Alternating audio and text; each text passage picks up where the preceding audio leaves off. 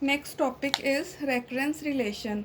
A recurrence relation is a functional relation. By functional relation, we mean relation between functions, between independent variable x. By independent variable, we mean a variable which does not depend on any other. And dependent variable f of x. By dependent variable, we mean a variable which depends upon some other. And differences of various order of f of x. By order, we means highest subscript minus lowest subscript. It is also called difference equation. Next is order.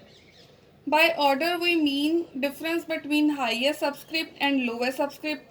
For example, in equation an minus 1 minus an minus 2 equals to 0, here highest subscript is n and lowest subscript is n minus 2, and if we take their difference n minus 2, which is 2, therefore order is 2.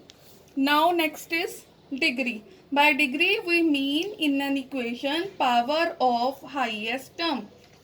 For example, if we have an equation an whole square plus an minus 1 plus an minus 2 equals to 0, here highest term or highest subscript term is an and its power is 2, therefore degree is 2.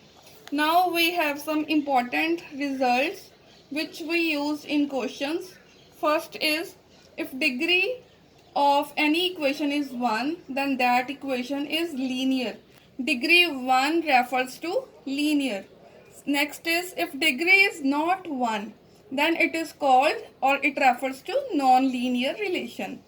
Next is, if in any equation we have 0 on right hand side, then it refers to homogeneous.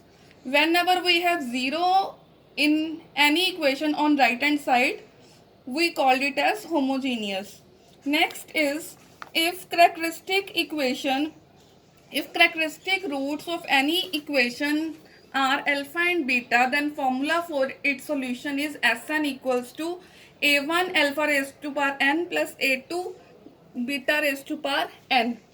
Let us see one example based on it. Solve Sn minus 5, Sn minus 1 plus 6, Sn minus 2 equals to 0. First step is to replace s by x and change its subscript into powers to simplify it.